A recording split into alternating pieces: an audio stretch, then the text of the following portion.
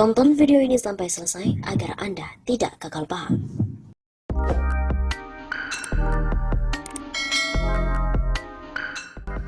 Pembantu Presiden Jokowi malah saling adu kekuatan, dan yang rugi pun akhirnya rakyat. Presiden Jokowi harus pasang badan dalam menangani saling adu kekuatan antar kementerian, di mana hal itu dipertanyakan di saat pandemi Corona atau COVID-19 yang merugikan rakyat. Saling adu kekuatan yang dimaksud adalah dengan adanya Peraturan Menteri Perhubungan Permenhub nomor 18 tahun 2020 di mana bertolak belakang dengan Peraturan Menteri Kesehatan atau Permenkes nomor 9 tahun 2020 di mana sama-sama mengatur soal moda transportasi ojek berbasis online.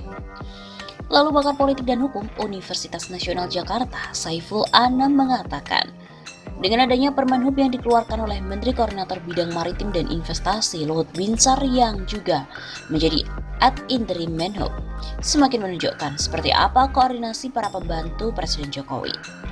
Terkait Permenhub, semakin tak jelas pembagian kewenangan antara pusat dan daerah, di mana COVID-19 ini selain di antara Kemenkes dan Kemenhub, apa tidak ada koordinasi antar lembaga yang satu dengan lembaga lainnya? Begitu katanya pada hari Senin 13 April. Saiful pun juga melihat saat ini para pemimpin maupun para pejabat di Indonesia malah saling adu kekuatan demi mencari simpati.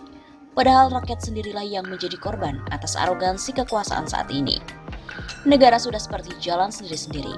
Pemimpinnya hanya saling mengadu kekuatan melalui kebijakan yang dikeluarkan. Yang rugi jelas rakyat atas akrobat kekuasaan yang dijalankan.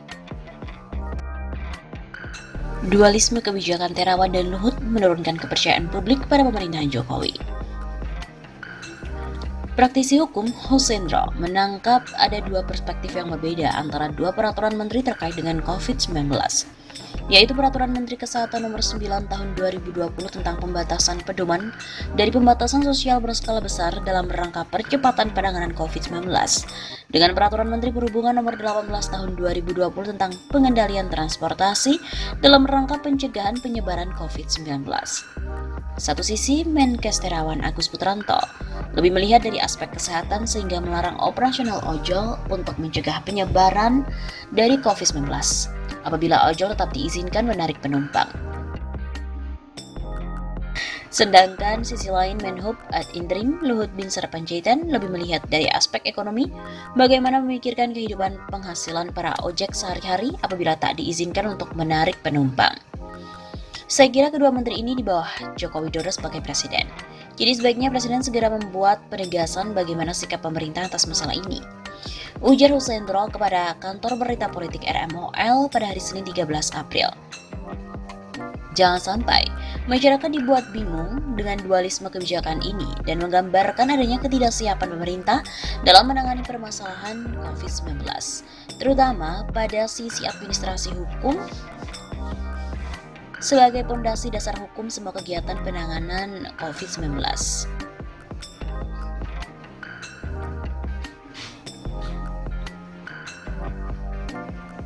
Selain itu, Sendra juga melihat hal ini sebagai cermin dari lemahnya atau kurang komprehensifnya Undang-Undang Nomor 6 Tahun 2018 tentang kekarantinaan kesehatan karena memberikan kewenangan penetapan PSBB dan karantina wilayah pada tingkatan menteri, sehingga pada level administrasi hukum dan operasional akan banyak yang bermasalah. Seperti yang sudah disampaikan ke publik beberapa waktu yang lalu sebelum Permenkes PSBB itu terbit. Dia pun berpendapat usulan terbaik adalah tetap membuat Perpu karantina wilayah dengan menarik kewenangan dan tanggung penetapannya langsung pada tangan Presiden, sehingga akan lebih terkoordinasi dengan lebih jelas dan pertanggungjawaban atas komandonya. Dengan demikian masalah-masalah dualisme hukum administrasi atau kebijakan tidak akan ditemukan lagi, sehingga kita semua bisa berkonsentrasi penuh dalam menangani COVID-19 ini. Pedoman pembatasan sosial berskala besar sebelumnya yang baru saja ditetapkan oleh Kementerian Kesehatan melarang ojek online untuk mengangkut penumpang, kecuali angkutan barang. Aturan mengenai pedoman PSBB ini terdapat dalam pasal 15 Peraturan Menteri Kesehatan Nomor 9 Tahun 2020. Aturan ini diterbitkan dalam rangka percepatan penanggulangan virus corona. Dalam pedoman itu dijelaskan pada bagian perusahaan komersial dan swasta bahwa ojek online ini tidak boleh mengangkut penumpang. Layanan ekspedisi barang termasuk sarana angkutan roda 2 berbasis aplikasi dengan batasan hanya untuk mengangkut barang dan tidak untuk penumpang. Bunyi pedoman yang ditandatangani oleh Menteri Kesehatan Terawan Agus Putranto dikutip pada hari Minggu 5 April. Satu layanan aplikasi ojek online, Grab juga mengaku belum mengetahui aturan tersebut. Kata Humas Grab, mereka akan mengecek dulu. Layanan aplikasi ojek online Gojek juga mengatakan akan menindaklanjuti pedoman dari Permenkes nomor 9 tahun 2020 mengenai larangan pengangkutan penumpang tersebut. Diketahui dalam aturan pedoman PSBB selain ojek online, pemerintah akan membatasi sekolah dan tempat kerja, kegiatan keagamaan, kegiatan di tempat atau fasilitas umum, kemudian kegiatan sosial dan budaya, serta moda transportasi.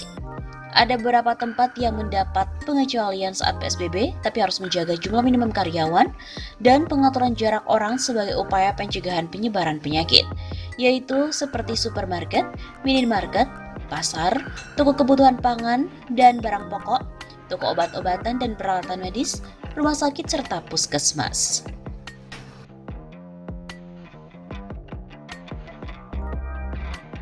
Menkes melarang ojol mengangkut penumpang, tapi malah Kemenhub izinkan.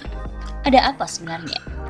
Dua Kementerian Kabinet Indonesia Maju membuat keputusan berbeda tentang ojek online.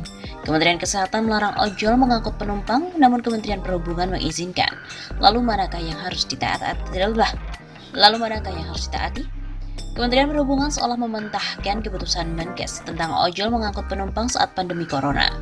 Hal itu setelah Kemenhub merilis Peraturan Menteri Perhubungan Nomor 18 Tahun 2020 tentang pengendalian transportasi dalam rangka pencegahan penyebaran coronavirus disease atau COVID-19. Blade itu ditandatangani oleh Menteri Perhubungan ad interim Luhut Binsar Panjaitan.